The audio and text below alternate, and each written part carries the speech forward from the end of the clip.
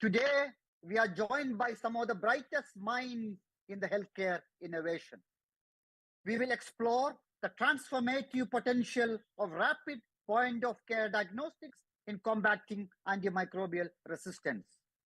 The Longitude Prize on AMR, I would call it the Nobel Prize in Innovation, is a £10 million global prize, was launched to incentivize the creation of innovations in the field of rapid point of care diagnostics, aiming to revolutionize antimicrobial resistance management and improve healthcare outcomes worldwide.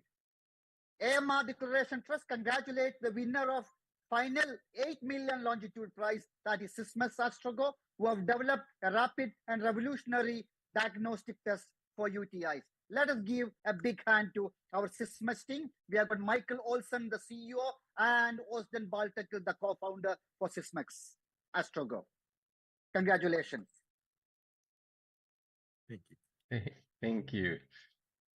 I would also like to extend my congratulations to the finalists. Equally good, wonderful innovations, the Lucerne Scientific from UK and Module Innovation from India for their incredible contributions. And along the journey, £2 million was awarded as Discovery Awards to multiple teams to support them in developing their innovations. And I'm Abdul Ghafoor, the Managing Trustee of AMR Declaration Trust.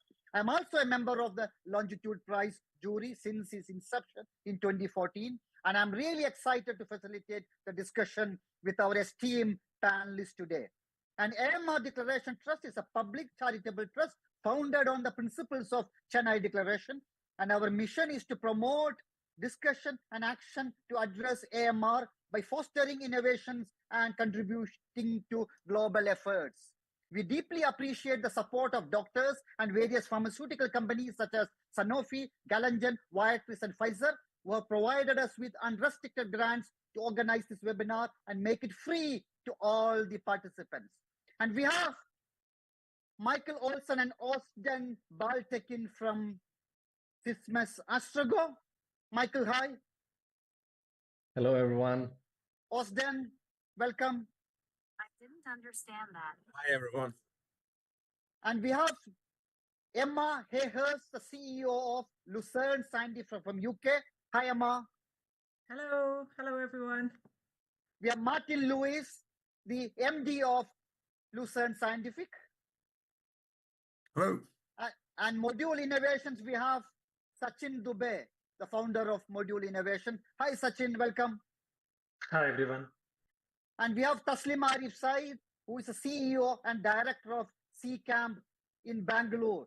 And he's also a jury member of the Discovery Awards. And Discovery Awards were small seed grants to help teams and individuals to further develop their ideas for Longitude Prize. And Taslim Arif made big contribution to the Discovery Awards and to the Longitude Prize journey. Welcome, Taslim. Thanks for joining. Hi, thanks for having me. Thank you. And we have Nitin Bansal, who is an infectious disease physician in Delhi. He's also one of the trustees of AMR Declaration Trust. Welcome, Nitin. Hello, sir. Hi, everyone.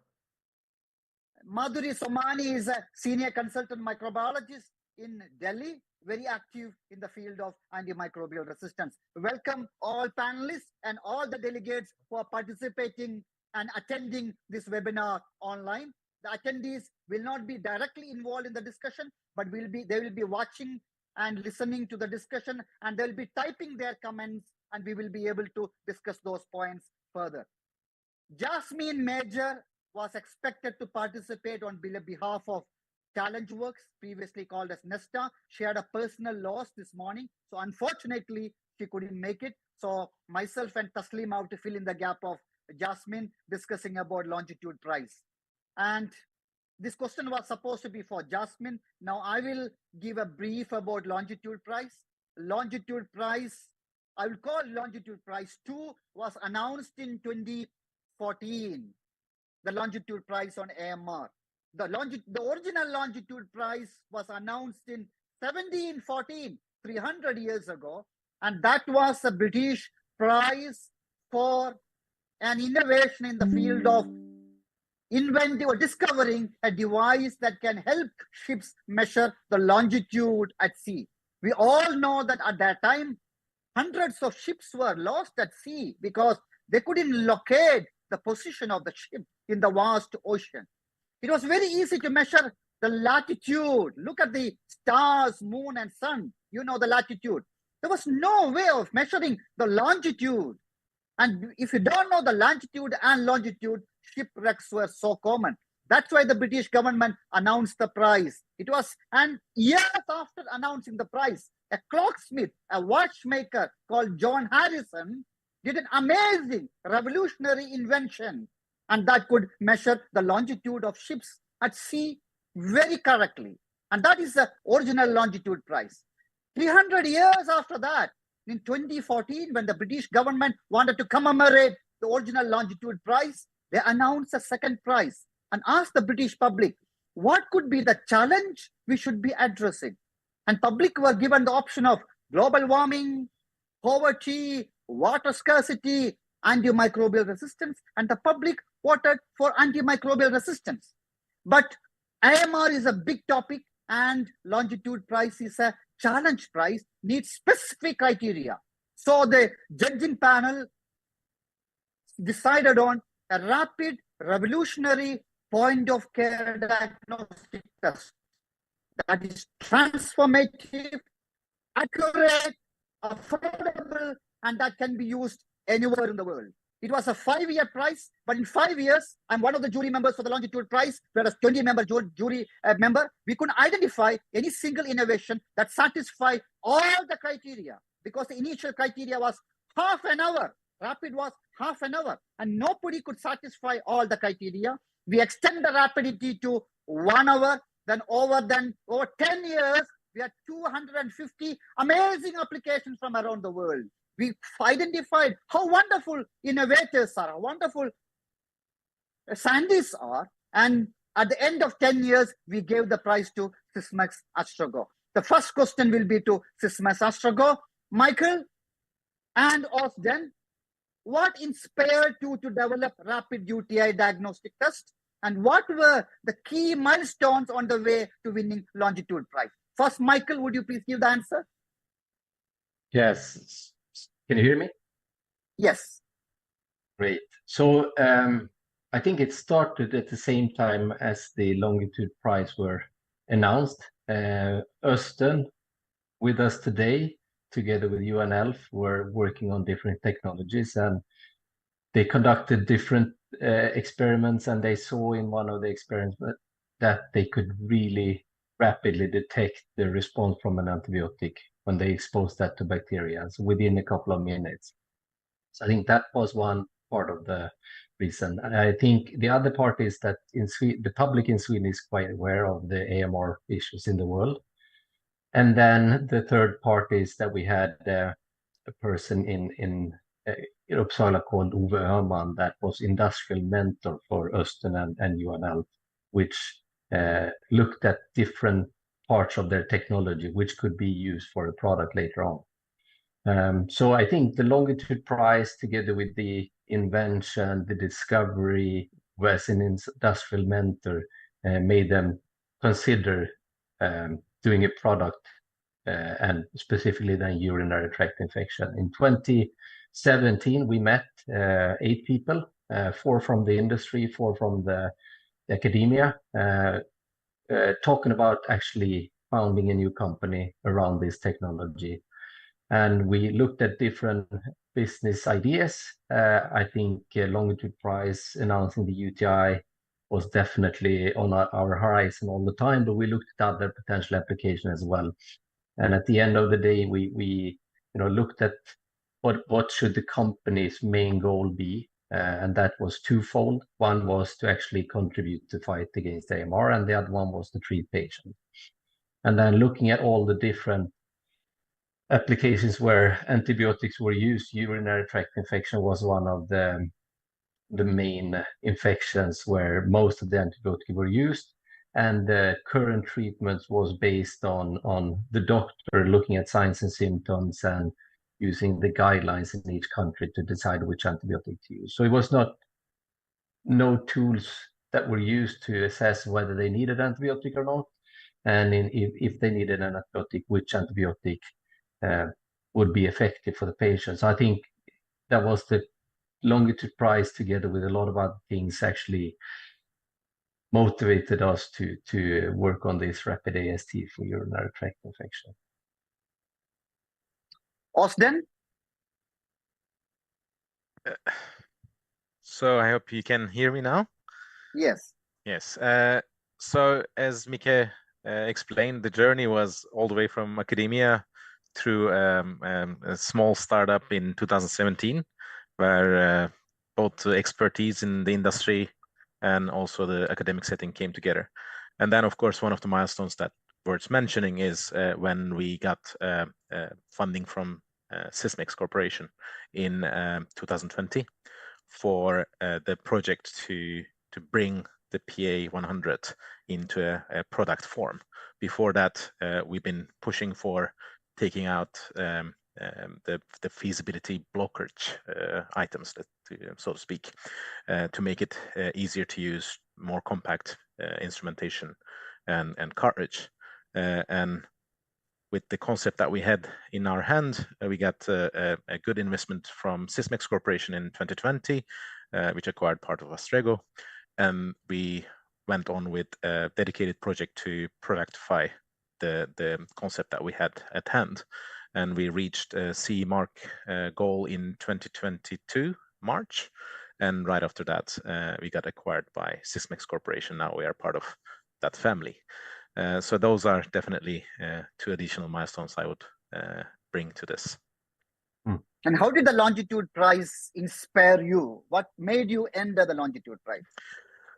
So in the academic setting, the goal of my PhD project essentially was to look at the mechanism, how the bacteria was evolving antimicrobial resistance by looking at individual bacterial cells, so single cell level of a population. So it's like twin studies in psychology, but you do it in bacteria. So you look at genetically identical population of bacteria and you try to understand how they react to the different stressors, and antibiotics being one of them, to understand if a mutation arises, how would this be beneficial for the bacteria in their resistance to the incoming antibiotic. So for this, we were developing tools, and also lab was developing a lot of tools, but we were looking at it from a mechanistic, evolutionary mechanism perspective. And at this point, together with my co-supervisor, Dan Anderson, who is studying evolution of antimicrobial resistance, we were trying to understand what kind of direction we were supposed to go. And at that point, Longitude Prize actually announced, and Dan Anderson himself brought this to our attention. So up until that point, we didn't really have in mind a translational aspect of this project. It was mainly to study the basic mechanisms of evolution. And he brought up and said, well, you guys seem to be measuring the response to antibiotics or response to any stressor with a very fine resolution, in time resolution, in the single cell level. And here's this challenge here saying time to result is 30 minutes. And he himself knew other companies who's developing rapid AST solutions at that point for bloodstream infections. And he explained us, okay, this is a real challenge in the world. And from there on, we start looking deeper into the application side of this technology that we had invented. And Longitude Prize had defined this already put together criteria from WHO. A nice criteria list, was very crisp for us. And from there on, we started directing the project more specific to rapid diagnostic aspect of it. And 2016, towards the end of that year, we came together, as Mikael explained, among other 6 people. Mikael was also there. So we were 8 together sitting, and Longitude Prize criteria was one of the guiding principles to convince the experts in the industrial part of it to say that what we had as a project worth also starting a company for. And later that year, we started in 2017 March Astrego Diagnostics, and 2017 August we published the first paper. And if you look at that paper, it's pretty much trying to prove that we have 30 minutes time to result in PNAS. So that's definitely Longitude Prize influenced our direction towards the translational part of this project. Thank you, Austin. You know, of course, your decision to end the Longitude Prize was wonderful. It helped the scientific community. And of course, you won 8 million Longitude Prize. Congratulations again. Now we have Martin and Emma and Martin from Lucerne Scientific. Emma, how did the Longitude Prize inspire Lucerne Scientific to focus on point-of-care diagnostics? Thanks, Abdul. I think it's really interesting listening to Sysmex Astrego's story, actually, because there's definitely some parallels, but also there's some big differences as well. So I was already a microbiologist and I had an interest. I've always been passionate about global health and particularly addressing inequalities. And prior to doing my PhD, I'd spent a number of months working in a rural health clinic in West Africa. And so I knew firsthand the issues that that came about from low resource settings. And I knew that it wasn't always the most technologically advanced piece of kit that you needed. You just needed something to work in those types of settings. So I always had that interest. And at the time that the Longitude Prize announced their Discovery Award, I was at my first Microbiology Society conference after a long time out of research for having children. I'd had a returning fellowship to get me back into research, and my research focus for that fellowship was antimicrobial resistance. So I was mostly focusing on it as an environmental pollutant, but I always had in the back of my mind that it would be cool to do something in diagnostics. And Jeroen Newland, who is my co-founder and now the CSO of Lucerne, actually took my maternity leave position, and that's how I got to know him. And he came with the expertise for the molecular technology that we use called LAMP. And basically what we were doing was saying we were very solution driven. We knew we wanted to work to do something to help with AMR. We knew diagnostics was a key part of the fight against AMR. And so we put our brains together and we said, well, with your technology, why don't we, he was looking to use it in wildlife at the time. And I said, well, why don't you apply it to diagnostics? And that was the reason that we started the project. We got together and the thing is, because neither of us had a background in diagnostics, I don't think we'd ever have got a research grant. But because of the way the Longitude Prize worked and that open invitation to take part, then we were able to put our ideas together and to get the funding. And that funding allowed us to employ a research assistant, which allowed us to get the proof of concept and the preliminary data that we needed to develop our technology, which is basically using a molecular technology at point of care, using an isothermal, and we developed the reader and the test panel for UTI. So it's a combination of kind of a lifelong passion and knowing the right people at the right time, and then hearing about the Longitude Prize and that setting, as Austin said, that's setting our design brief and really saying, look, there is a need here. We need to develop something in this space. Thank you, Emma. Martin, you would like to add a few words? Well, I'm fairly late to the story. Emma and Jeroen have been on this journey for about 8 years, and I think what is true, to relate it back to the Longitude Prize, without the Longitude Prize, Lucerne Scientific wouldn't be where it is today. We're only in the foothills of our journey, I think. And this time last year, we didn't even have an office. And already we're looking to expand our premises to allow us to continue with our R&D program and to improve the skills that we have in-house. We're learning a lot, and there's no doubt about it, though, if we didn't have the push that the Longitude Prize gave us in the very first days, then none of this would have been possible. So it's a great story. Even though we would like to have won it, it's great to have come second. And the prize attracted people from all over the world with lots of crazy ideas. So for us three companies to be sat here now is a big achievement. And I'm sure for the guys at Astrago, it's the same, and Sachin as well. That when they're talking to investors and when they're talking to academics and they're talking to clinicians, the journey that started with the Longitude Prize and the reasons behind it, people find it very fascinating and engaging. And it's an interesting and it's quite humanizing part of the story. It's not just a load of boring scientific research. It has a real purpose behind it. And I think people like to hear that story. So an awful lot of credit has to go to the prize fund and the people who funded it. And hopefully between us all, we can make them happy, we can deliver. Wonderful, Martin and Emma.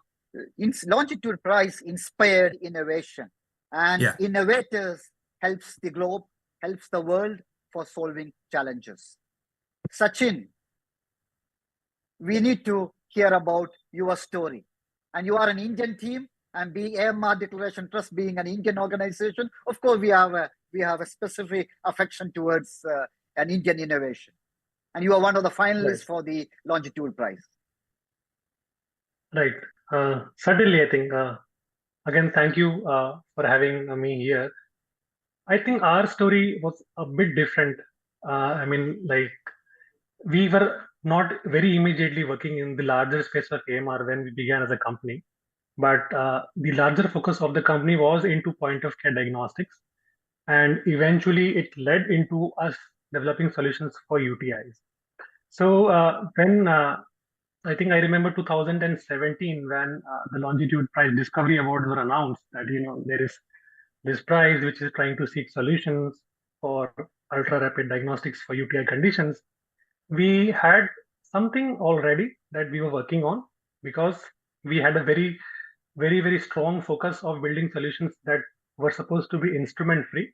Again, from the Indian context, I think we did a lot of background research at what is something which would be an ideal solution into an Indian context, and affordability being very, very important criteria. So we had this, initial brainstorming done that, okay, we want to remain free of any instrument. And that's why the technology that we were building was something on those fronts. But yes, at that time, I think we were building our test, which was able to identify 4 major UTI pathogens. And the initial version of our test, which was also put up at the Science Museum in London, was a 30 to 60 minutes detection system. So from the larger criteria of Longitude Prize, that it has to be 30 minutes, and also from our understanding of the clinical pathway that is very much seen in Indian context, that the patient interaction time is like 5 to 10 minutes, and how do you push the clinicians to do a test in as short as that time frame? So from that perspective, we sort of also pivoted the larger technology, and the ultimate product that was submitted to Longitude Prize was a 15-minute test to identify these 4 organisms. The criteria were very much challenging. It also challenged, the scientific inquisity in ourselves that, okay, we as a company need to be on those lines, while also relevant clinically, I think. It wasn't something which was very ambitious, but from a perspective of a clinician where the decision has to be made and the larger impact into AMR has to be done, it really, were these stepping stones. But coming from, I think, India, it was a little challenging because while the British audience voted AMR as a problem, making people understand India that AMR is a problem is very challenging. So it wasn't a problem at all because the cost of antibiotics is much lower than doing a diagnostic. So I think from that perspective, being a company into this space, again, getting to the point that we are the only company from India who was a finalist at the Longitude Prize again with brilliant companies like Sysmex and Lucerne was something that we feel really proud of. But yeah, there were several, I think, challenges going forward. Now I think there's a lot of push on AMR in India, which is happening, and we are very much delighted. And we are really happy that AMR Declaration Trust, again, coming from India, is taking those strides. Yeah. Thank you, Sachin. Taslim Arif, you are the CEO of CCAMP, one of the top organizations in the country that helps Indians to innovate. India has one of the highest AMR rates in the world. At the same time, we have 38 teams from India for the Longitude Prize, and that is amazing. And organizations like CCAMP made a significant role in that contribution. And you are very closely involved with the Longitude Prize and Discovery Awards from inception. What is your experience with Longitude Prize and Discovery Awards? Thank you. Thank you, Kapoor. And first, let me begin here. Of course, thanks for having me. And I just want to congratulate all the companies here, the Sysmex, the Lucent, and Module for their fantastic work. So many congratulations. We look forward to your successful products coming and addressing problems that we all together want to address. So great work. Many congratulations. In terms of course, CCAMP as an organization has been, which has been set up way back in 2008-9, has been for 10 years working to foster deep science research and innovations across, including AMR, that is 10 years that I'm talking about. And we have, I think, as you mentioned, there is definitely a very high burden of AMR in India. And it's also very contextual. So while burden is there are very specific aspects of AMR that are there in countries like India that we need to be constantly aware of. And that requires very importantly, both the global innovations and the local innovations to come together and solve it.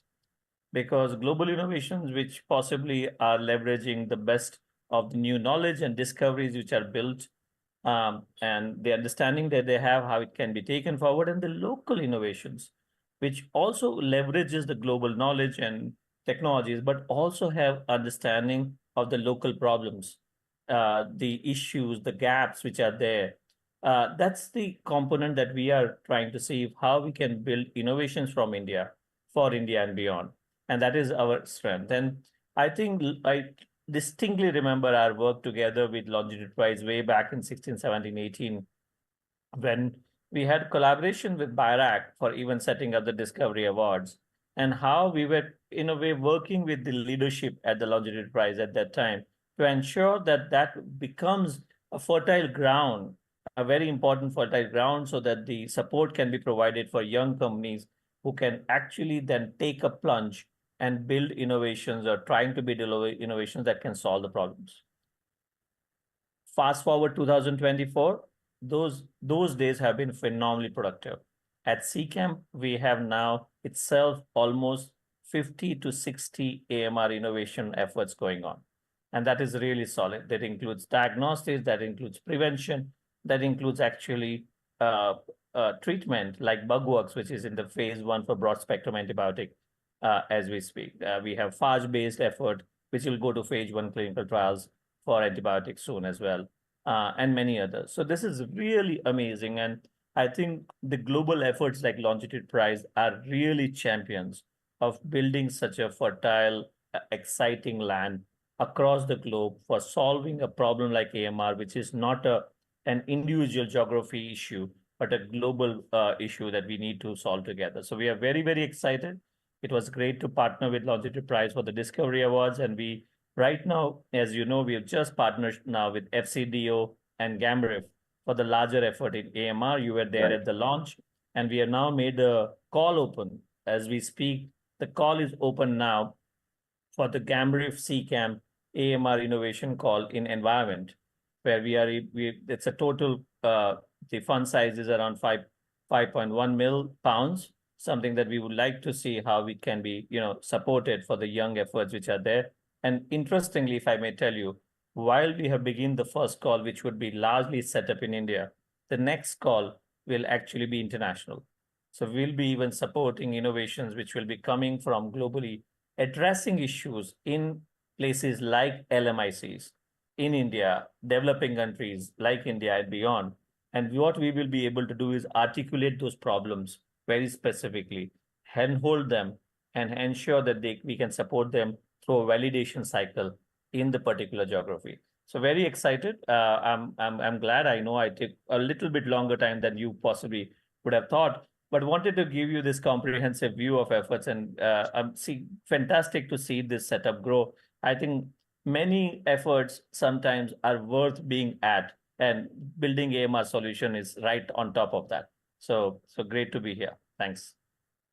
Thank you, Taslim, for discussing the role of CCAM for the AMR journey. You know, Longitude Prize set an example, a wonderful example of how a challenge prize can do. And now CCAM is making a similar initiative, a similar equally important prize for another important area of AMR, that's the environmental aspect of AMR. And all the Longitude Prize winning team, finalists, and all the 250 team and others have another opportunity for another AMR challenge prize. Thank you, Taslim. We have Nitin and Madhuri, who are clinicians. Before that, we should congratulate Nesta, nowadays called as ChallengeWorks, for coordinating the Longitude Prize. And Nesta's efforts, ChallengeWorks' efforts were amazing. And without their amazing coordination, the Longitude journey and the Longitude final result wouldn't have been this much wonderful. And congratulations, ChallengeWorks. Madhuri and Nitin, the Longitude Prize winning, we had a criteria. The device should be no more than shoebox, should be affordable anywhere in the world, and should run on battery, should be accurate, transformative. And we had more than 250 applications. But at the end, all the finalists were urinary tract infection diagnostics. And we know the reason. Madhuri, why do you think all the finalists were concentrating on urinary tract infection? Why, for us clinicians, urinary tract infections is that important? Yes. Urinary tract infections are amongst one of the most commonly diagnosed clinical infections, not only nationally, but globally as well. There has been a lot of recent data which has shown that the global prevalence of urinary tract infections are greater than 404 million cases per year, with more than 230,400 deaths attributable only to urinary tract infections. Also, there is a lot of morbidity that is associated with UTI, with about 5,20,000 disability adjusted life years attributable to this illness. And studies have shown that females, about 60% of them, tend to develop UTI at least once in their lifetime. And when you look at Indian data, we have about 100 million UTIs that were reported annually, with greater than 50,000 deaths attributed to it. And the European and the data from Europe, UK, and US also show somewhat similar statistics, with antimicrobial resistance being higher in the lower and middle income countries. Urinary tract infections also have direct impact, huge economic burden. Greater than $6 billion are spent annually for treating urinary tract infections. Also, there are a lot of intangible effects of these UTIs, especially the recurrent UTIs. It leads to a lot of psychosomatic problems. The patients, especially the female patients, tend to suffer from anxiety and depression because of this. So essentially, to top it all, this problem has been aggravated by constantly increasing rates of the antimicrobial resistance throughout the world. And we know the current situation of antimicrobial resistance in India as well as the Southeast Asian region. So I was very, very impressed with how driven the all teams are, and the way they've sort of dedicated themselves to develop these rapid diagnostic tests to address the diagnosis of UTI. I'm sure they'll be quite useful to the LMICs in long term. So wonderful, Madhuri. We are indebted to these discoverers, entrepreneurs who are trying to solve global challenges. Absolutely. And Nitin, you are a senior and experienced infectious disease consultant. How do you think this rapid point of care diagnostics going to help us in treating urinary tract infections and reducing sepsis related mortality in India and at a global level? Sir, hello everyone, and thank you, sir, for inviting me to this wonderful discussion. I would like to begin your question. Begin by saying that when I was a resident in medicine, my first contact with the point of care test was a TROP-T test, which was available to me of a suspected patient, put it in the card, and the card would show 2 lines means positive, 1 line means negative. And then I went from medicine to infectious diseases, and sadly there was no such test. So, and our professors who used to round with us during our medicine days used to say that you are so lucky. You can diagnose a myocardial infarction in a matter of 5 minutes. You can do an ECG, do a Troppky test, and then you can start off your treatment. Sadly, there is no such test available for most of the infectious disease syndromes. Even if the most common cause of a patient contacting a doctor, it still remains most likely an infection only, rather than any chronic condition. So any point of care test which helps us whether to rule in or rule out any infectious syndrome definitely helps the clinician. And in India is a peculiarly different country in the sense that we are overburdened with patients. As a routine clinician, normally a clinician will see around 40 to 50 patients per day, depending on where he or she works. So the time also is very limited. So we need quicker and quicker tests. So definitely whatever we see is good news for us, and definitely, I mean, great to listen to the winners and the finalists of the longitudinal prize, that they have developed a test which can give us a diagnosis of UTI in less than 30 minutes. Very good. Thank you, Nitin, for summarizing the challenges we face on a day-to-day basis in our clinical practice. Again, Madhuri, we have the dipstick test, and we use dipstick test. Why can't we just use dipstick test? And why do we need this innovative, transformative, rapid point of care diagnostic? Actually, these dipstick tests have been actually devised for screening, provisional diagnosis of urinary tract infections, because there were obviously no POCTs available till now. So the utility of dipstick test is essentially to detect the presence of either nitrates or the leukocyte esterase in the urine. So what these tests do is they detect the presence of nitrates, which are produced by the nitrate reducing bacteria, and presence of them. These biochemical substances correlates with the approximate, the significant amount of bacterial burden in the urinary culture. But there are problems with it. They are not very sensitive, in a sense that there are a lot of bacterial pathogens like Enterococci and Klebsiella might not necessarily, convert nitrates to nitrites, and we might miss out. So they might give a false negative test in such a case. There are situations where, patients come with frequent urination. Bacteria essentially needs at least 4 hours to convert nitrates to nitrites. So with frequent urination, there is a possibility of you missing out the presence of bacteria in the urine. There are also chances of false positives, in a sense that these tests are very sensitive. There are a lot of pre-analytical errors that could occur if you expose these strips. If you leave them unopened in the laboratory, they tend to change color. So sometimes there might be a subjective error, and you might erroneously diagnose it as a false positive. As far as leukocyte esterase is concerned, leukocyte esterase is essentially produced by the degeneration of neutrophils, which are supposed to be a marker of infection present and probably correlates with the presence of urinary tract infection. But leukocyte esterase could also be produced in other conditions, like, in which bacteria could possibly colonize the genitourinary tract, like sexually transmitted infections, chlamydia trachomatis. There could be, renal obstruction because of stones. Sometimes there could be viral infections. So, or patient is possibly on corticosteroids. So, these could be misleading sometimes. So, these tests are not essentially don't have a very high sensitivity or specificity. The sensitivity could be maybe 75 to 80% when there is significant bacteriuria, and they could have high specificity in presence of significant amount of bacteria when they're present in the urine when you're trying to diagnose a urinary tract infection. So it basically restricts your purpose. You cannot really come to a conclusive diagnosis of a urinary tract infection in the patient. You do need a supportive culture and sensitivity to be able to give you a complete diagnosis, which would additionally take about 24 to 72 hours.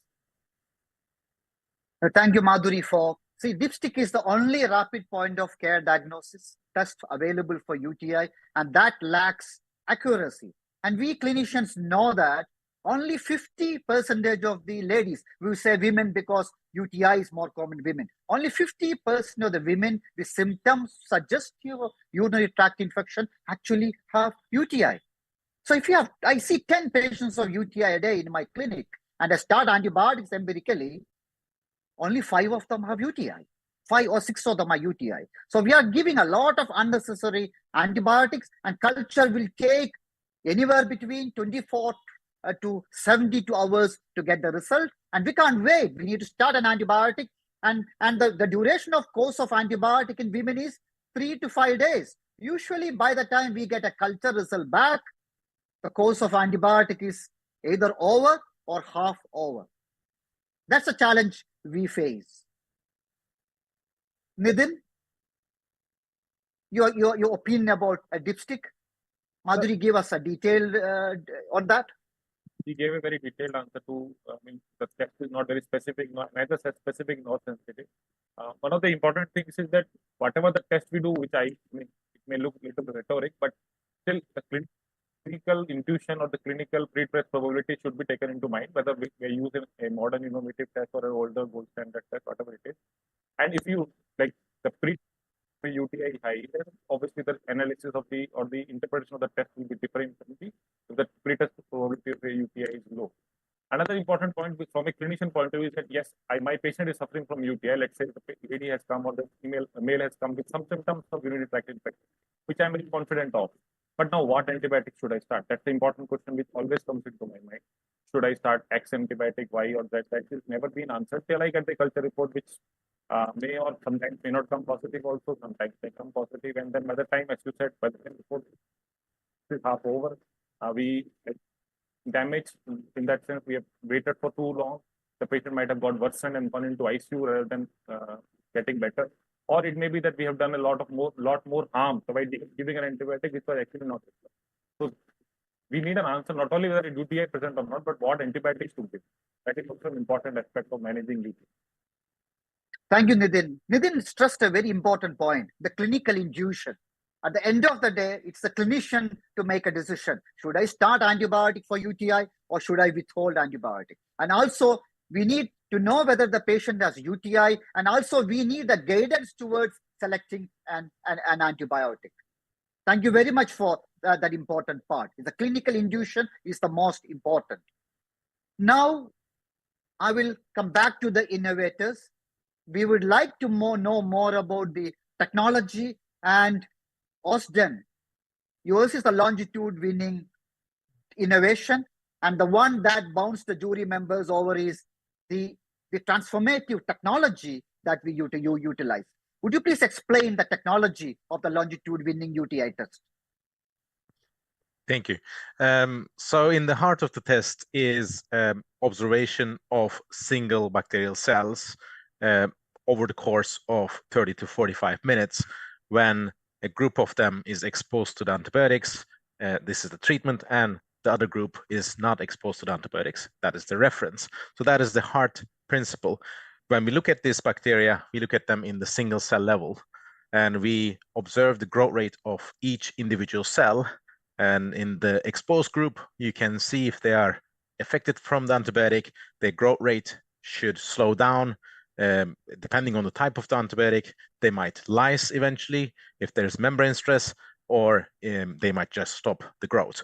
In a standard test of broad microdilution, you give them 16 hours, or on a disc diffusion test in a similar way, but you do it on an agar plate to see if the growth is inhibited. What we are looking at in our test is every minute, take a picture of each individual bacterial cell and see if their growth rate is affected a little bit compared to the reference bacterial cells. And in this case, a few percent of growth rate reduction could identify the signal that their growth is inhibited initially. And that generally predicts well that eventually their growth is going to be halted or they will lyse. So this is the heart principle. How do we do it? We have a nanophylitic chip in the heart of our cartridge. Is a single-use disposable cartridge. In this nanophylitic unit, we can capture bacteria from the liquid samples rapidly in the matter of a couple of seconds to 2 minutes, we can capture bacteria and separate them from each other at the same time. So with this way, we have about 10,000 single cell captured from a liquid sample. And depending on the capture rate, we can also have a fairly good estimate of what is the concentration of these bacterial cells in the sample. Of course, what we don't know is if these bacterial cells or the things that we have captured are really cells that will grow, or are they crystals? So the system starts observing their growth very early on. And if they're not growing in this Müller-Hinton broth, either they are a fastidious bacteria that is part of the flora, that is not happy with the growth media that we're giving them, or they're particles that simply don't grow. So after this estimate, we can make a fairly good estimate that if they are above our cutoff, 5 × 10⁴ CFU per ml, and they're growing or not. And in parallel to this, we are exposing this 10,000 plus single cells in different concentrations of different antibiotics. And if, as I explained before, if we see a slight difference in the growth rate or the growth patterns of these bacterial cells compared to the reference population that we at the same time observe every minute, then we can identify a susceptibility level or resistant levels. So this is, in a nutshell, how the technology works. It's microscopy based, and the heart is a fairly rapid isolation and separation of the bacteria from the sample. Thank you, Austin. Austin's Sysmex Astrogo device, the longitude winning, the device is shoe box sized, and it has got a phase contrast microscope in it. The cartridge has more than 10,000 nanofluidic tubules. You add a drop of urine, and the bacteria in the drop of urine, if present, passes through these nanofluidic tubules and get trapped. And after trapping, those we add antibiotics and then put it into the machine, the phase contrast microscopy, look at the morphological changes in these single cells of bacteria. And we know that when the bacteria start getting lice, getting killed, there will be morphological changes. So the phase contrast microscopy look at the morphological changes of the bacteria and the effect of the antibiotic. So if a bacteria is susceptible, there will be morphological changes due to the effect of antibiotic. Non-susceptible, there will not be morphological changes. And Austin, that is oversimplification of your excellent technology. Hope I haven't made any mistake. Oh, no. Thank you. Thank you, Austin. Emma, would you please explain your technology? Again, we have lots of non-scientists, general audience.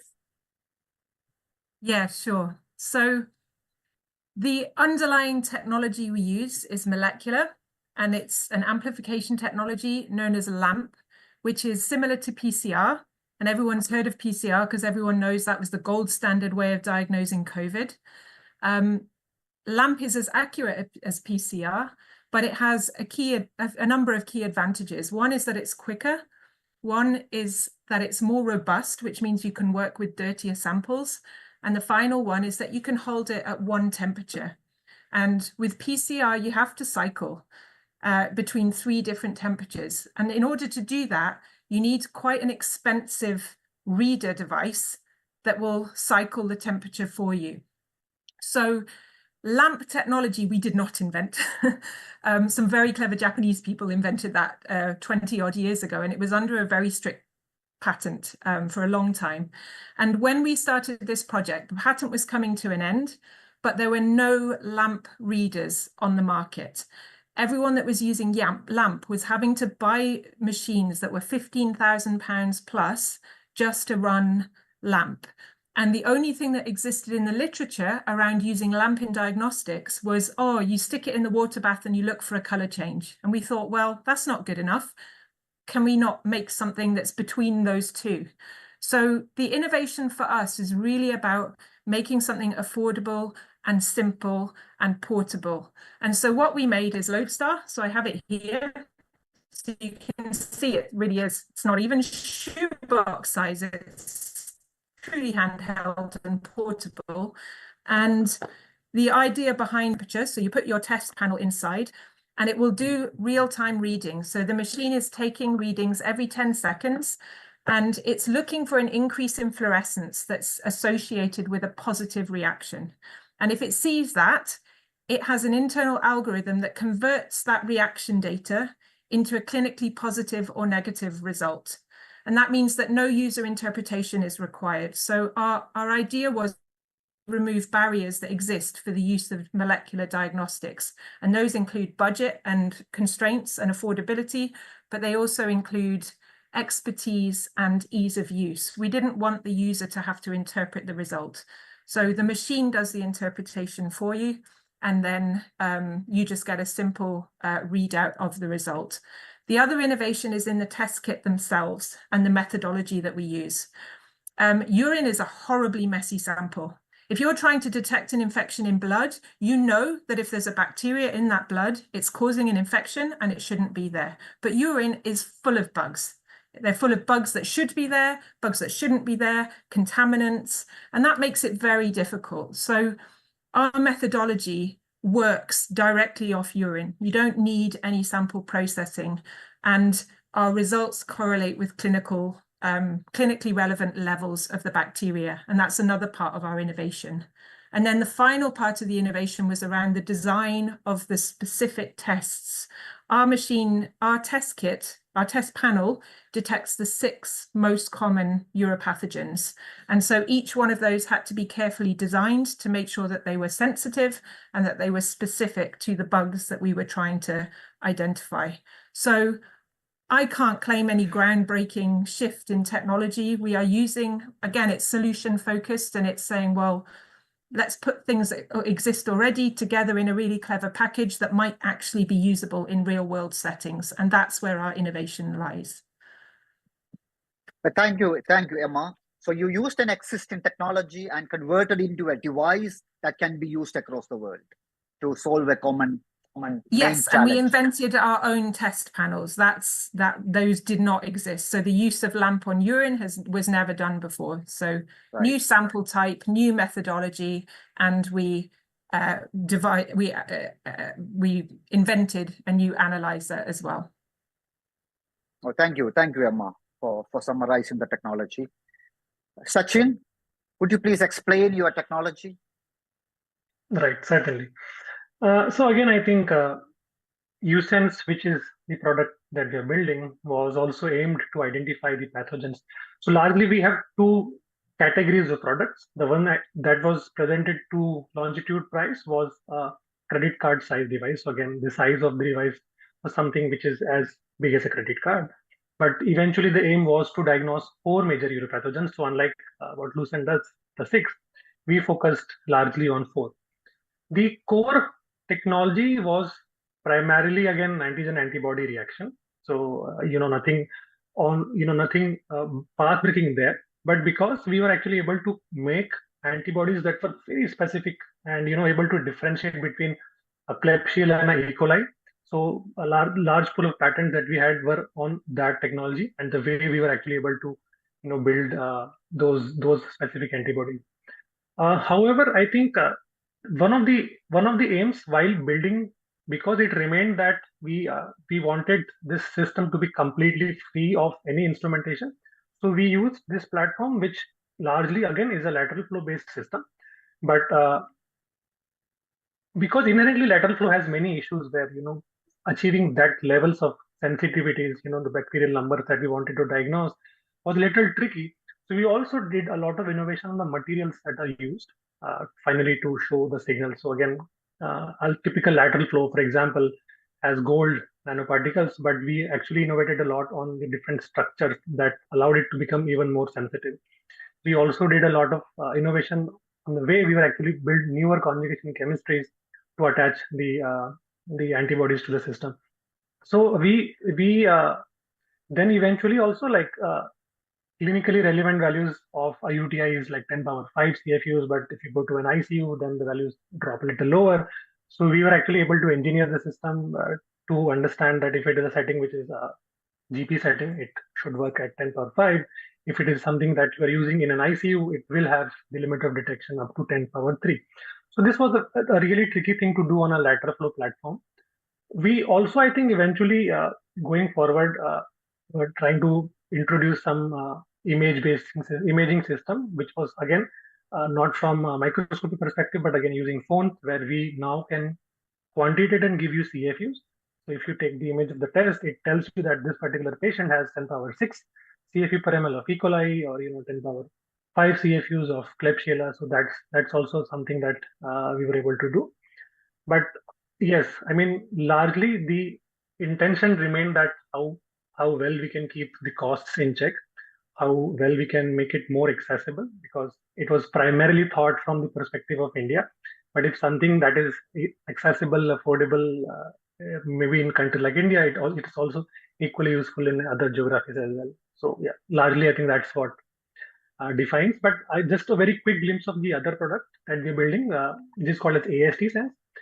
That product is aimed to identify the MIC. It's a 2-hour test. It takes directly sample from the urine, but against a panel of 16 antibiotics for gram negative and 14 antibiotics for gram positive, it will give you not only resistance and sensitivity, but also the MIC of that particular infection. Okay, thank you, Sachin. So Sachin, you have a device that is a point of care diagnostic, and you have got a susceptibility test that's also rapid. Yes. Yeah.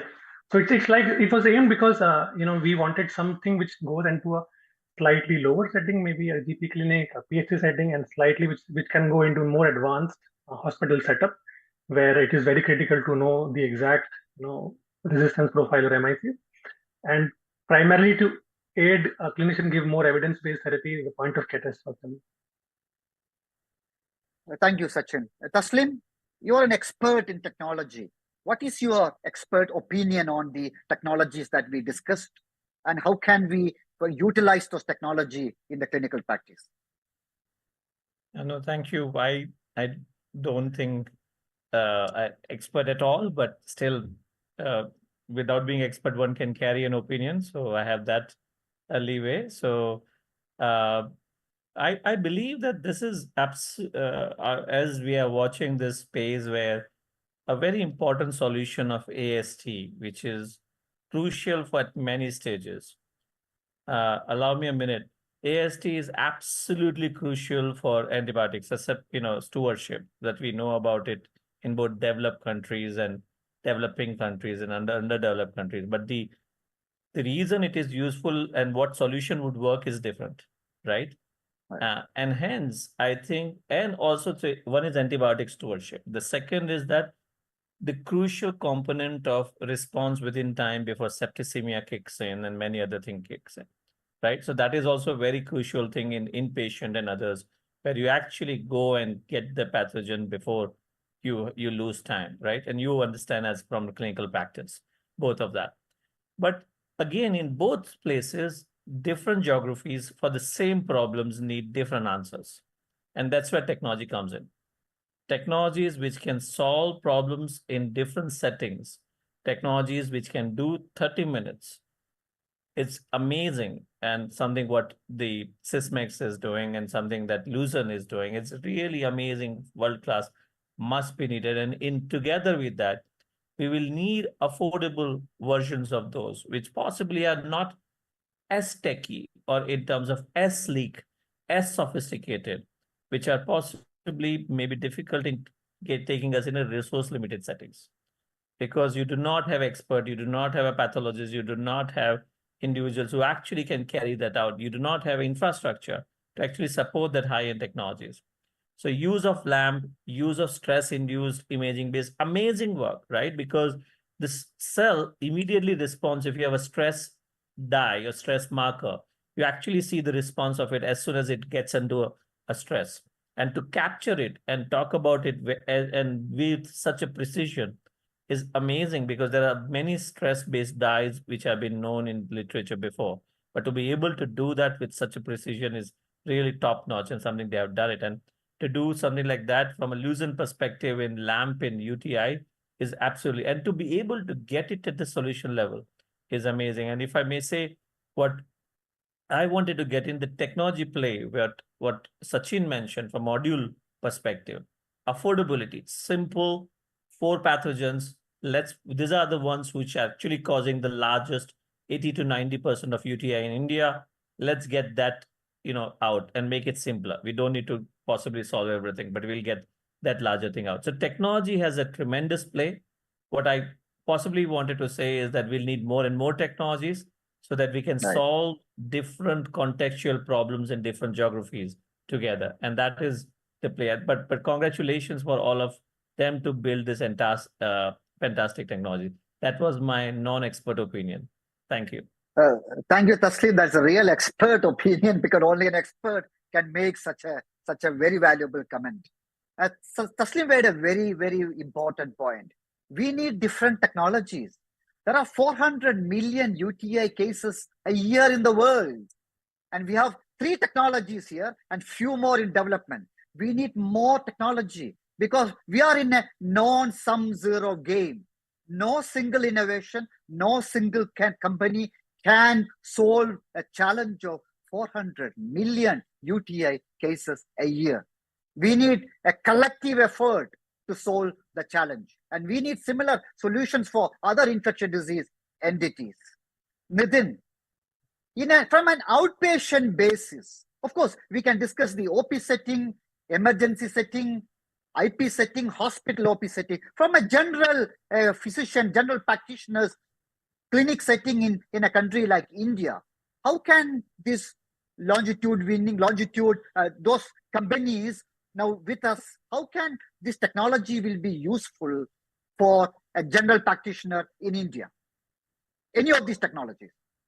So, as such, I mean, sir, the utility of these tests will be very, very useful because we are moving into the space of evidence-based medicine.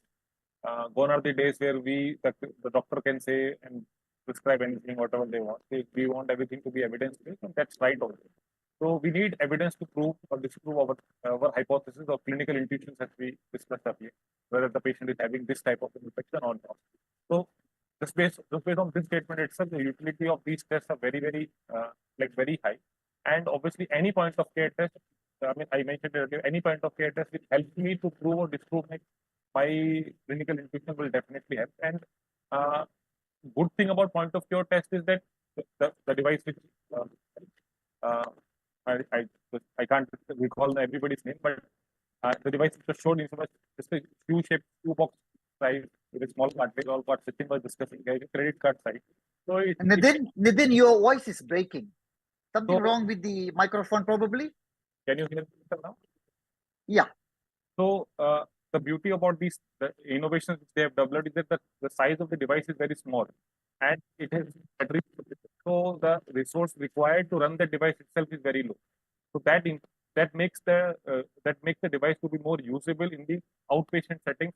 And one of the very, very important thing which we see in my area is that there are a lot of out clinics which move around in the buses. Like they will go to the bus, the doctor and the doctor will go in the bus and go to the community to for some healthcare services, which is where the utility of these kind of devices will be very, very high. So that kind of scenario, which I think all the participants have taken into consideration, will also help the delivery of better healthcare services. The portability as well as the utility without the power source. That is something which right. Yes, Nitin, you're absolutely right. And this were the criteria for a longitude price. Should be affordable and could be accessible for anywhere in the world. Madhuri, again, the same question, from a GP perspective, what percent of GPs send urine culture? What is the current practice in countries like India in managing urinary tract infections? So I work in New Delhi, which has the best tertiary care centers, like all the major cities. So we do in our hospitals, in our healthcare setups, we encourage clinicians, we educate the clinicians, we encourage, more and more urine cultures. Please don't treat without sending cultures. But unfortunately, that is not a practice when you go to smaller towns and, considering ours is a developing country, we do have hospitals in tier 2 cities. We have smaller healthcare centers in villages and rural areas. So the culture of cultures has still not percolated into about maybe 50%, 60% of the country. The clinicians still don't have that culture of sending cultures, and there are multiple reasons. One is the lack of expertise of a microbiologist. There are no laboratories. There is no setting up a laboratory, training the technical staff, putting up the equipment in place, standardizing your quality control processes. So that requires investment. They require resources. They require microbiologists. They require trained technical staff as well. So there is still a lack of infrastructure in most of the country. They still lack these diagnostic facilities. So this is where the utility of the point of care tests come. Not only would they be useful to clinicians in cities like ours, who the standalone practitioners who could possibly utilize it to diagnose a community-acquired UTI, but especially in the tier 2 cities, in the rural areas where infrastructure is still a challenge, where there's still, where it's going to still take a very long time for, good quality microbiology laboratories, with good quality control processes to come up. So this is where the utility of a good, reliable point of care tests lies in countries like ours. Right, Madhuri rightly stressed an important point. Even in hospitals, doctors don't always send urine culture, and the situation is quite worse in peripheries where there are no good microbiology laboratories or no microbiology laboratories at all, where doctors don't usually send urine culture.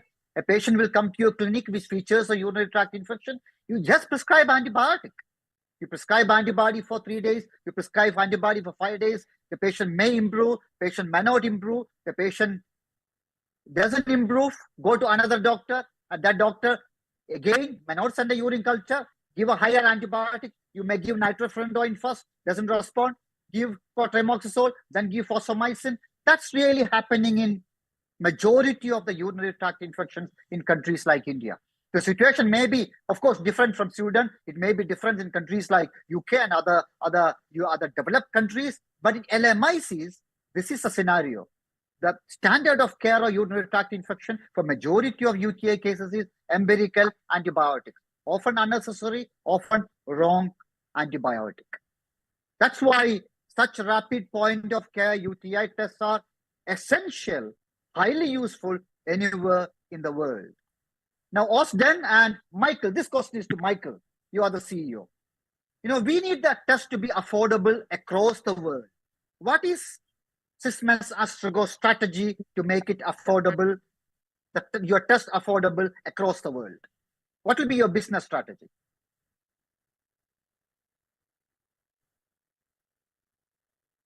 Please unmute, Michael.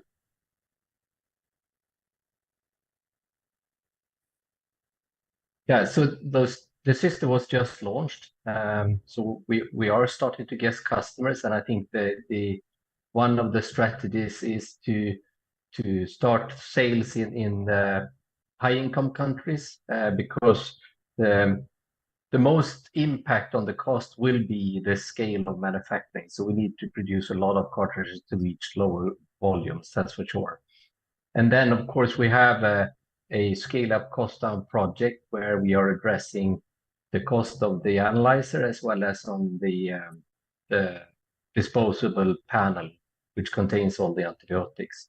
So we are trying everything we can to reduce the cost of both these parts of the system. And then, of course, we as a high-income country, we need to invest a lot in automation. That's the only way to reduce the cost of using it, have production in Sweden. So there are multiple approaches to reduce cost here. So redesigning things to reduce cost, getting higher production volumes. So very important for us, not only in the low and middle income countries, but also in, to spread it in everywhere. So that's one of our goals. We want our system to be all over the world, used as much as possible. Thank you, Michael. Very, very valid point. Of course, UTI affects across the world, and there are countries who can afford your innovation at the current price. But over the time, I'm sure you are got a plan to upscale the innovation and make it affordable to everybody in the world. Now this question is to Martin. Martin, being the MD of Lucerne Scientific, what is Lucerne Scientific strategy to make it affordable for patients across the world? Thank you. There's a few things. I think that one of the key differences is that the Lodestar analyzer and test was designed specifically to target LMIC nations and economies. What we don't know really is, because we haven't gone to market in a lot of these places yet, we don't really know what price point we're trying to hit. And as with Astrago, your volume is key. But I think what's been made really clear, and Madhuri has emphasized the point about the amount of cases and the clinical need. I think we've got a product that that can make a difference in places like India and Southeast Asia quite quickly. At the moment, we're manufacturing to UK specifications and positioning it to the UK market because that's the only country that we currently have regulatory access. But it is our intention to get into developing countries sooner rather than later, and we think that we have a product that will be able to be sold at an acceptable price. That's not to say that we can start it tomorrow. There are other hurdles. There are things like import duty to consider and freight charges and logistics, and we also need to consider things like storage. So we do have development work that we still need to do to make sure that we have a product that's appropriate for market, not just in terms of pricing, but also in terms of specification as well. We're also thinking about ways in which we can simplify our test and also our analyzer as well.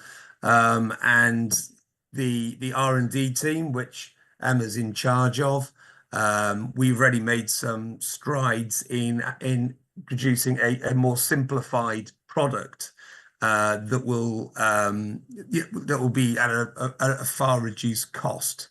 It won't be a bacterial identification as such. It'll be more of a biomarker.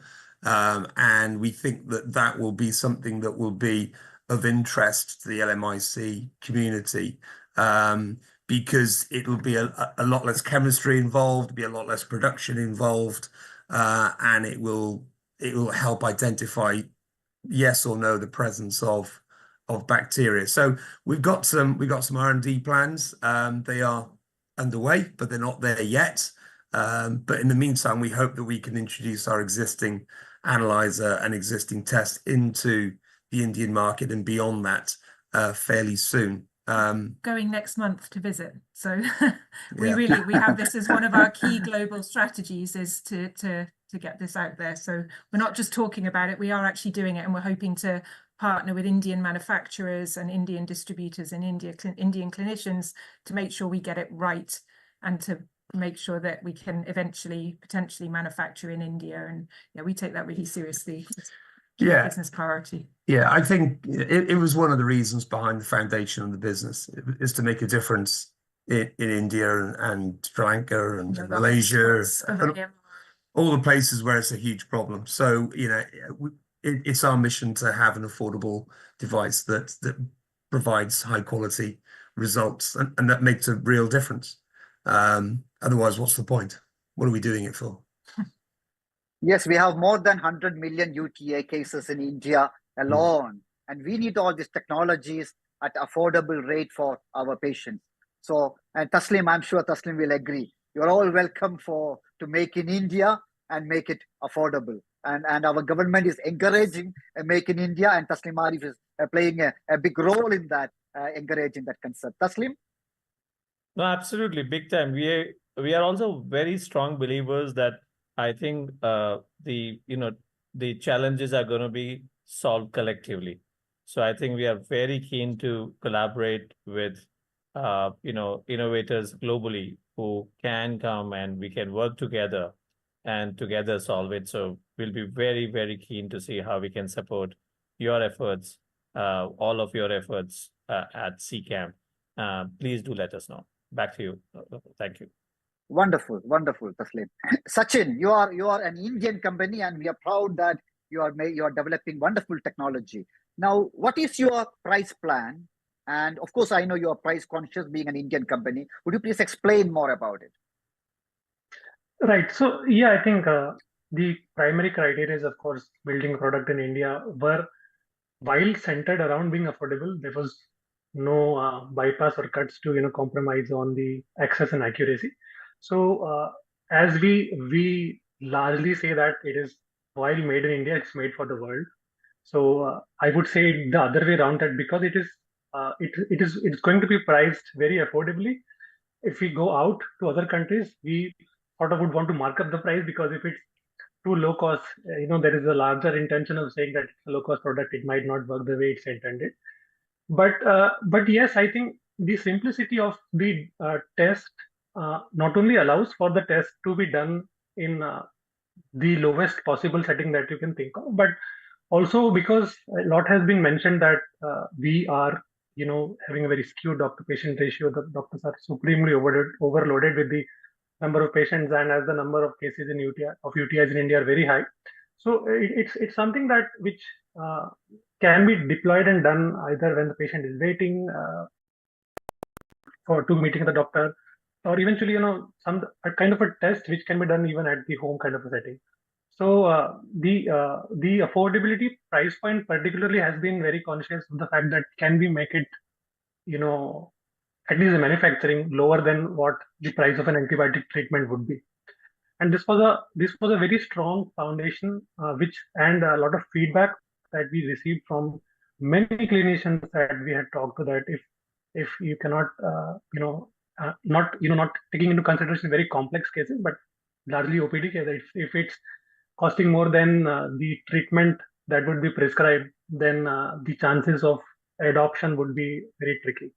So from that perspective, I think we had plans that let's make it more affordable, accessible, while not compromising accuracy. Of course, simplicity of use so that it can be deployed into various kind of settings. But we have the plans other way around, that we would want to go into the other markets from India. Wonderful, wonderful, Sachin. My next question is to Michael. Michael, of course, your technology is currently used for urinary tract infection.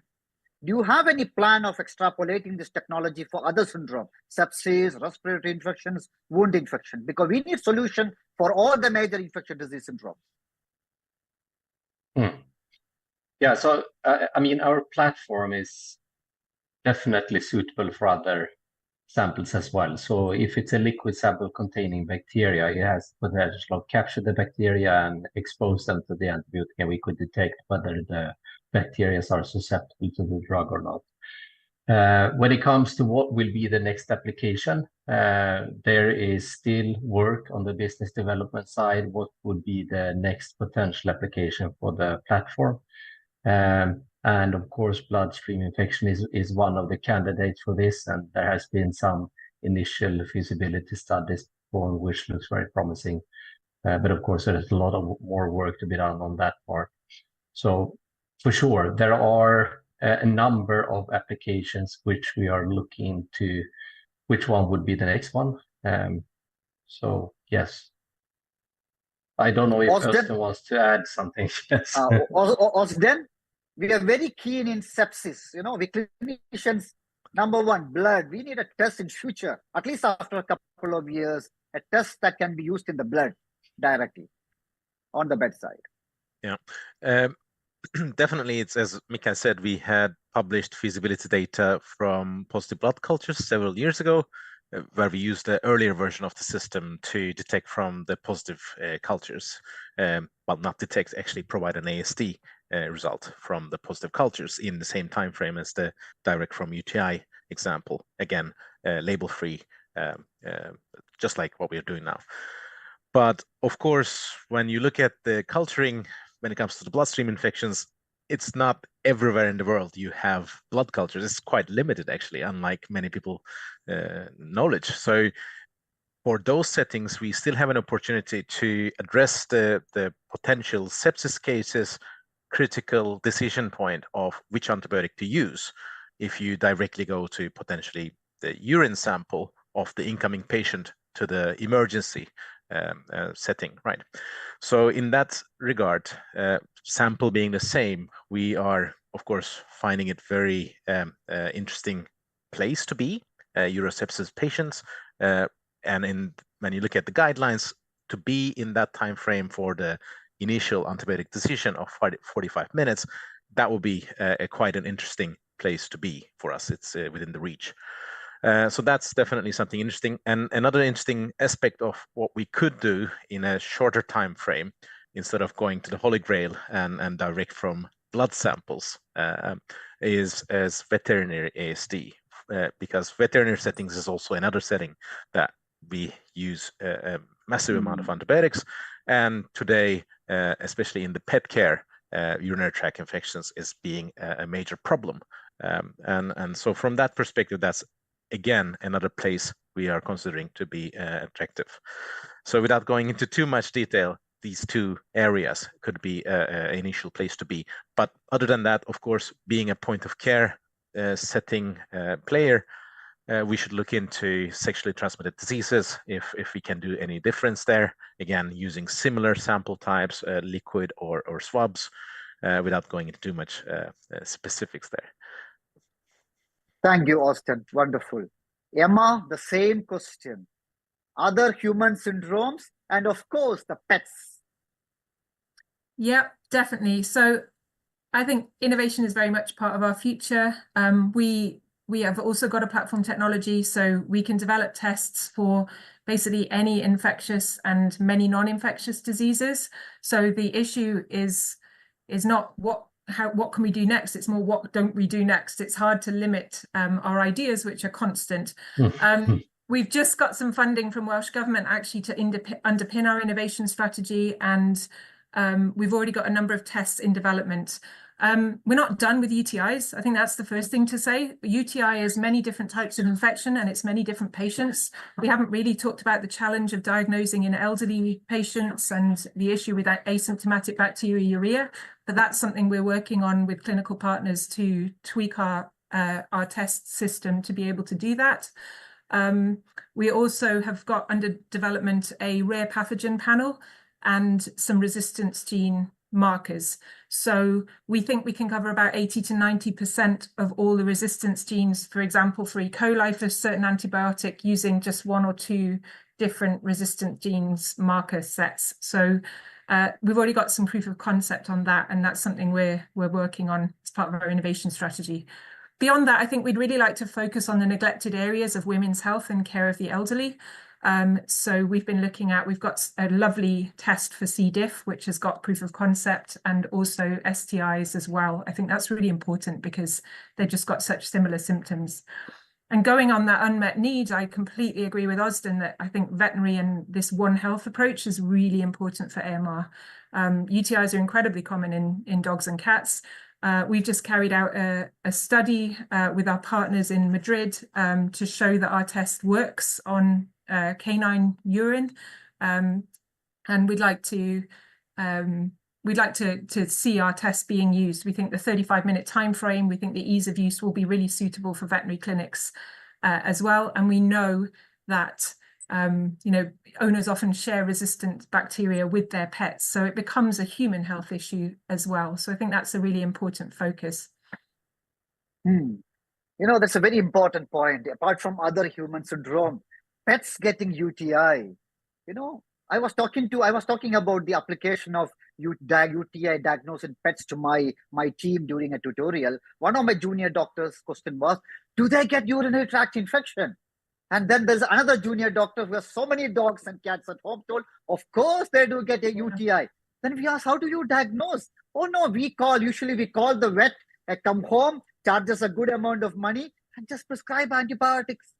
This is the usual practice, just like in humans, just prescribe antibiotic. And it's In UK alone, I read about statistics, 5,000 vet clinics in UK, and America, 35,000 vet clinics. And in India, there are vet organizations, you know, the pet owners associations. And it's so many pets, you know, probably, you know, tens of thousands of pets, tens of thousands of pet owners. It's a huge problem, and antibiotic usage is rampant even in pets, not just poultry or cattle. Absolutely. It's so rampant in pets. And so we are so closely associated with them, we get resistance from them. Yeah. It's a one health Exactly problem. that. And you think of the challenges of diagnosing, they cannot tell you their symptoms. So it's even more challenging to diagnose UTI in animals. Right, so cats and dogs can't talk, you know. I asked my junior doctor, how do you diagnose that? How do you know they have fever? You just touch on the nose and it's hot, it's fever. Is that right, Emma? Yeah, pretty much. And like you said, we seem much more willing to spend money on our pets than we are on ourselves and our children. Right, so right. price That's point right. isn't such a key You know, issue. the pet owners are willing to pay, you know, a lot of money for their pets and not on their relatives, human relatives. Yes. That's the truth. Sachin, we would like to know your plan on other infectious disease syndrome, and do you have any pet or veterinary plan? Well, I think at this point, we would be very much focused on solving the UTI issue. Of course, as a matter of fact, in some preliminary feasibility studies, we did see that we were actually able to diagnose veterinary UTI. So I had a Saint Bernard, and she used to get a lot of UTIs because of the whole, you know, structure and everything. So of course, it is very difficult to identify. But if you are a pet owner, you sort of start to read their language. So yes, so I think that was one very good utility that we were actually able to demonstrate, that, you know, right from the urine, if you can determine that the pet has a bacterial infection, a UTI. So that was there. But at this point, I think that's a long shot for us. We still have a lot to do in UTIs in itself. While I think for every diagnostic, as it goes, as it progresses, I think one of the major reasons for a lot of us to be in UTIs was doing a 30-minute diagnosis in sepsis was a larger challenge. And of course, access to samples and getting a faster diagnosis in UTI was also one of the major, you know, business decisions from that perspective. But yes, I think we have validated the technology. We have done a lot of feasibility studies to showcase that it can also be applied in sepsis. We have sort of tested many, like 18 to 20 bacteria. That this is for the other product I'm saying that it definitely works, and it could tell you the bacterial MIC and everything. So largely, I think maybe the initial years would see that we'll be doing a lot in UTIs in itself. It's in entirety a very big market and a very big population. But eventually, I think, like everybody else at a diagnostic company, will continue to innovate and move in more complex, difficult directions. Yeah, wonderful, Sachin. Of course, you know, human and animal UTI, you know, there are hundreds of millions of them. We need solutions. And now coming to the million-dollar question. We are all, you're expert scientists. We are so-called expert doctors, whether expert or not. But there's one problem with our medical community, that we are resistant to change. We resist change. We just want to prescribe antibiotics. And whatever wonderful technology we have, we don't adopt those technology in our clinical practice that fast. We may know the importance, but very difficult to convince the medical community. Nitin, you know, our innovators expecting, you know, a great change in the world on how we doctors diagnose and treat urinary tract infection.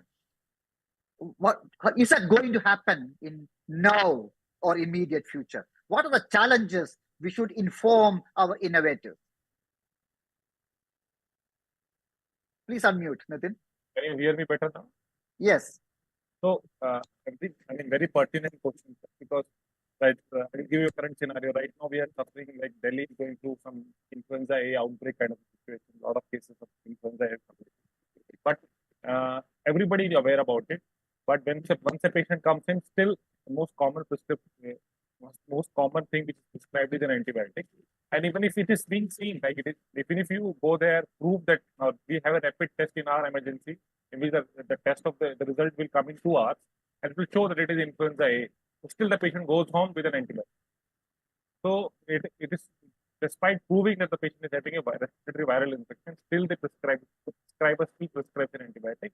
And if you talk to them, they're like, anyway, it's like it is the resistance to change your behavioral thing, whether it and for us, for a doctor, prescribing something is a behavioral problem. So, from innovative point of view, it was fascinating to listen to all of them. They have done a lot of good work into diagnose UTI. But believe me, when it comes to into the real market, it is immediately not going to change the prescription pattern. Don't expect that immediately once you see a test, doctors will see a test and immediately they will doubt. It will take a lot of time to accept that this test is actually beneficial. And one of the major things which I found, or maybe it was constant poking the clinician that what you're doing is wrong. Probably you need to change your practice, and it is always picking up the right clinician who is there always early, the early adopters, basically, what we say from the general population point of view, early adopters. So picking the doctors who are early adopters, making them as lead examples, and then probably showing the other clinicians that yes, this can be done. They can adopt the technology, use the technology, how it is supposed to be used, and then change your practice. So any technology will come and has its own challenges. As you rightly said, we have a problem of changing our behavior, that we don't change that. Right, Nitin. No, I completely agree with that point. However wonderful these technologies are, convincing doctors, making behavioral change is the challenge we are all going to face. And Nitin mentioned one of the strategies how we can overcome this challenge. Convince the leaders, convince the thought leaders in the field, and they will help us to convert the rest of the medical community. But we need several strategies to overcome these challenges, and that is probably one area all of you innovators should work together. It's a challenge that all of you are going to face. All your companies are going to face. And the medical community is huge. There are millions of doctors across the world. India alone, more than 1 million doctors in India. More than 1 million doctors in India. And converting them, convincing them is a huge challenge, because all of us have been working in the AMR field in India for more than a decade. We know how challenging it is to convince and convert the medical community in India and other countries are. Madhuri, there is a quote, men will be men, and we know doctors will be doctors. What do you think? Sir, like Dr. Nitin very aptly mentioned, this is the current situation. Behavioral change. So I'm very passionate about infection prevention and control. That's one of my job profile at my hospital. So this behavior change is something that I encounter day in, day out, trying to get people to change their behavioral interventions.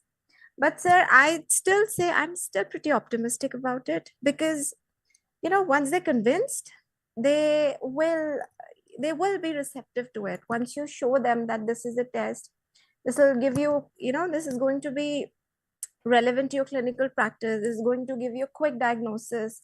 So with time, things will change. Another thing, if I may add here, is when we introduce these point of care tests, public health has a very important role in, bringing it to masses, to educate people about availability of this point of care test. So one example is a nucleic acid amplification test that have now been integrated in our TB control program. So it's I think public health also plays an important role in sort of bringing these tests at a mass level to the clinicians, and educating the community about it. And now we have social media, so I don't know, sir. I would still be, maybe because I'm a lab personnel, I would still be optimistic about it. I would still, I indulge in behavioral change. I educating the clinicians is one of my daily job. It's a part of my job profile. I will continue to do it, and I'm sure there are a lot of people committed to AMR like us out there. I'm sure we can make some change. It'll take time, but yes, I'm pretty optimistic it would be adopted into the clinical practice of our country. It's actually needed, sir. Considering how rampant UTIs are, I think UTI is the most common OPD diagnosis clinicians make. So I'm still optimistic about it. Thank you, Madhuri. Madhuri is an optimistic person, and we need optimists in tackling AMR and integrating innovative solutions. Sachin messaged me is about to leave. Sachin, you know Indian doctors very well. What do you think the challenges that all of you are going to face while trying to integrate your innovation into medical field, especially India? Right. I think I have seen that transition of the larger behavior which has changed in India. I mean, I remember back describing diagnostics for AMR to somebody, a very prominent doctor in Mumbai, and then of course they said, "Why do we need a diagnostic like this? We can give empirical, and that's it." And from that moment in 2017 till today, I have seen a lot has changed. I think Dr. Nitin pointed out very well that we definitely need early adopters who could be the champions, sort of the KOLs. And that's precisely what we are trying to do. I mean, we're trying to partner with people who are part of the larger diagnostic chains, government hospitals, private hospitals, where we sort of give the product for demo, ask them to do the test, and more importantly, I think build that confidence that this is a test which has been very largely validated with a gold standard, and the performance is at par with what you believe most on. So I think you are right that because this is a very critical field, it's about life and death of a patient. A doctor would not be very comfortable and easy in adopting something very new. But if it is backed by data, a lot of research has been done, a lot of comparison analysis has been done with something which they already know. I think that's what I feel personally is the way to go. Right, Sachin, excellent. Agree, completely agree. Emma and Martin, how do you think? What is your strategy I'll just quickly Sachin. want to I'll be leaving the meeting. So again, thank you very much, and wonderful to meet all the fellow innovators. And I think it's the time for collaboration to move ahead, and we look forward to further more interactions like this. Thank you, Sachin. Thank you for joining. Wonderful. Take care.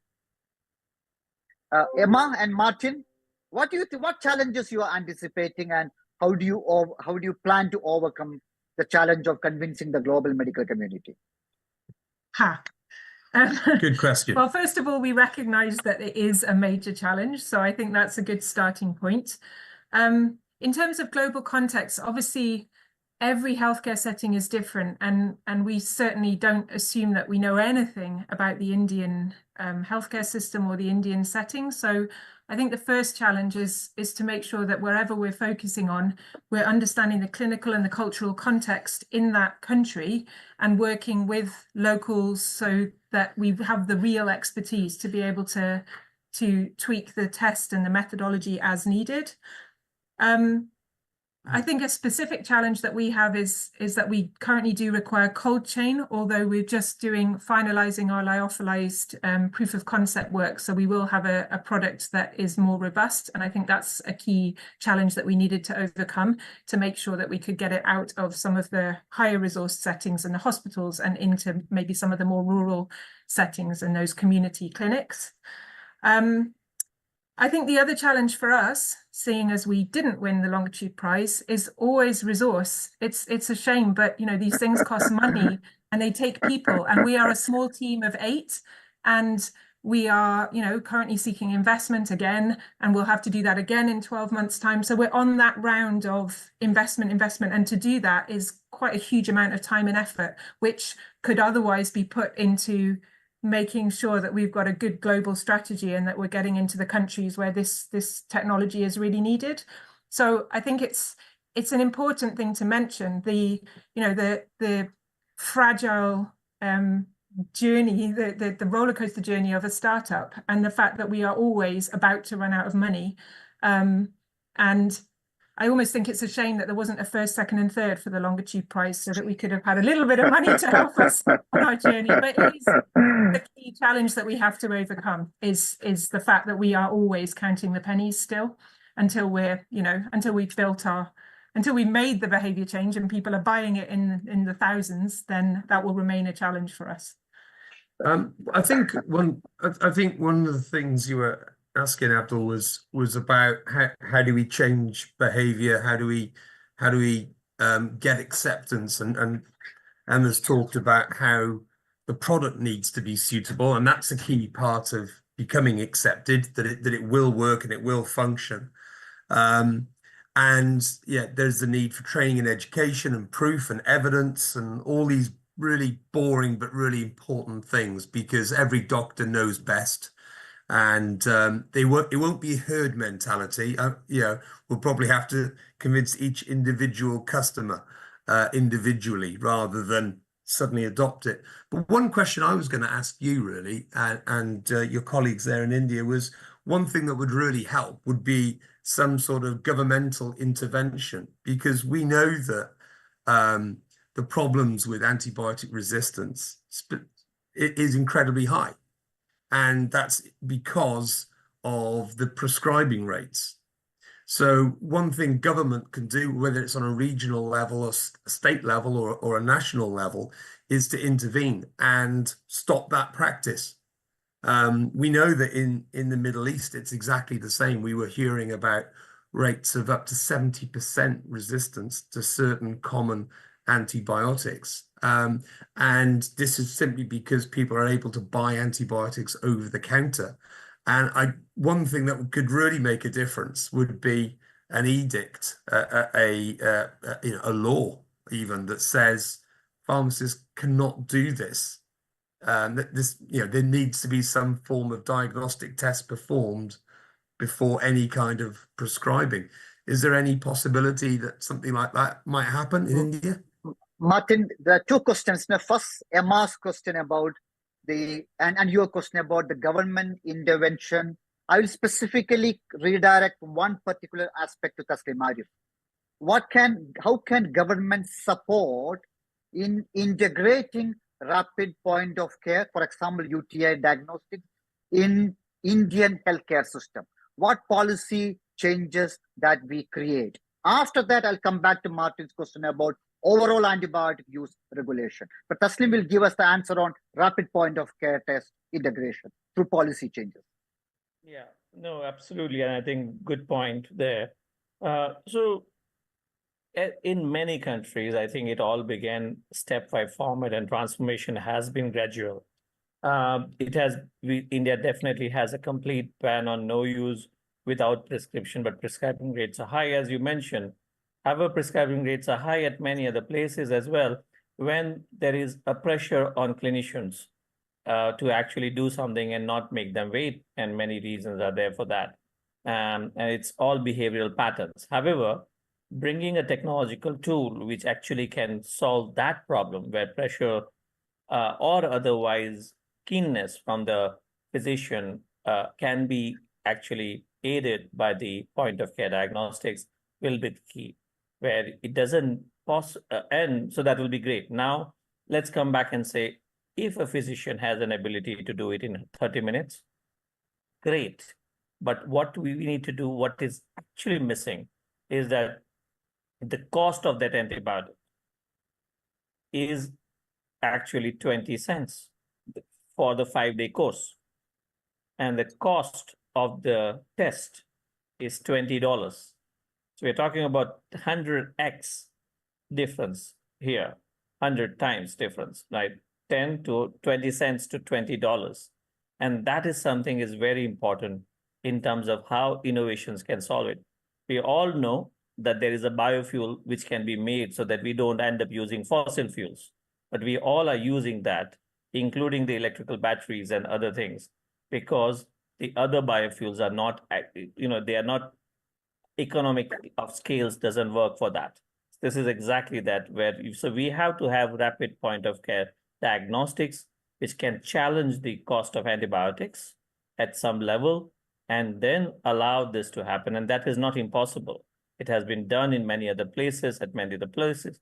And I think that is something that I would say, from geographies where it is rampant, the reasons are there that it is rampant and something can be done. And science is there to solve our problems. technology is there to solve our problems, and that's something can be done. I hope that answered the problem, AG. Thank you, Taslim. You provided the correct answer and explaining the challenge. Martin, that is a challenge we face. We cannot have a regulation that doctors should do a rapid point of care diagnostic before prescribing UTI, antibiotic for UTI. That is not possible. At the same time, the rapid point of care diagnostic availability will create a behavioral change among doctors that will encourage them to do rapid point of care diagnostics and then prescribe an antibiotic. What we need is a behavioral change. What we need is educating the doctors. Nitin, your opinion.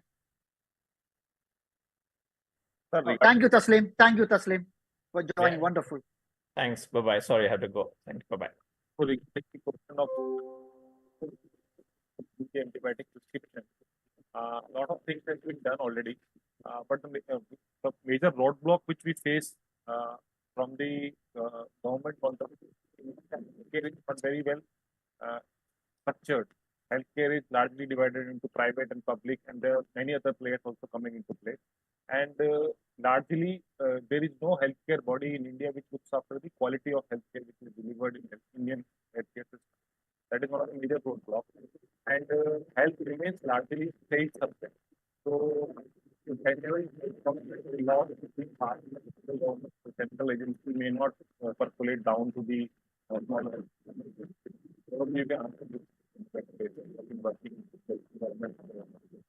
Right, Nitin. Your voice is a bit breaking. Still, we understood the gist of it.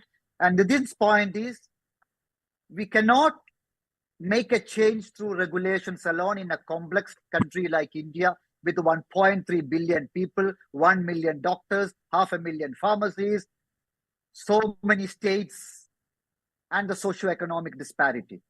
What we need is to create not just regulation, a behavioral change. And we believe innovations can help us in making that behavioral change. That's why wonderful innovators like you are helping us to make that behavioral change. Because AMR is a socio-economic and political challenge that needs socio-economic solutions. And innovation is a key in finding out that solution and making that change. Do any of the panelists would like to add any comments? I think from our side, when we founded the company, we understood that we need to have some global player helping us getting this all over the world, because it's quite diverse, right? It's not the same need for it in Sweden as it is in India. And so our strategy has always been to partner up with a global player. And I think in our situation right now, where we have Sysmex, which basically have offices all around the world, gives us at least a little bit better chance to get our system into each country. So, I mean, we see even in Europe that we need to conduct clinical studies in every country. We need to have good collaborations with the KOLs and potentially show health economy studies in different countries as well. So it's a big work. It's not that easy, and it's not something you can apply the same way in every country. It needs to be tailored for each region. So it is a big challenge. And then when it comes to the third world, I think they need to be part of or paid by Western world as well, through non-profit organizations. It's not only their problem, it's also our problem. So, right, Michael, you rightly said AMR is a global challenge where countries should collaborate, organizations should collaborate, and most importantly now, innovators should collaborate in expanding and integrating the solutions.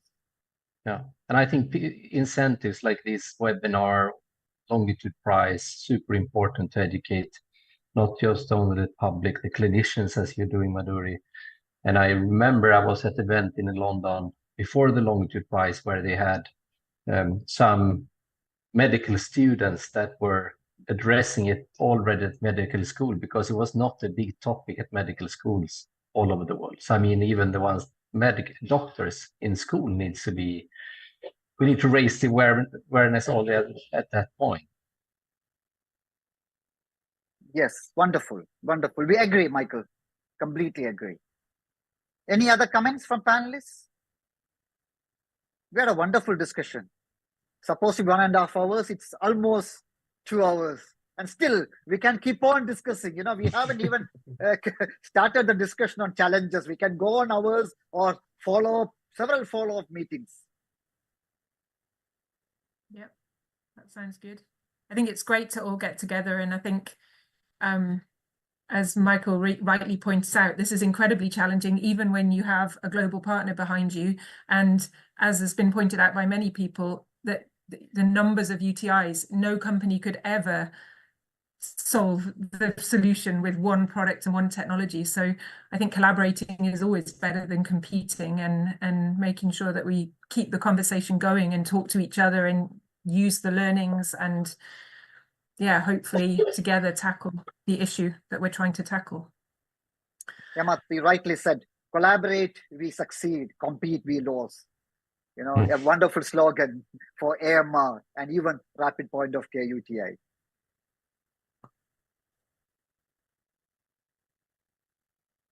Any other comments? Wonderful.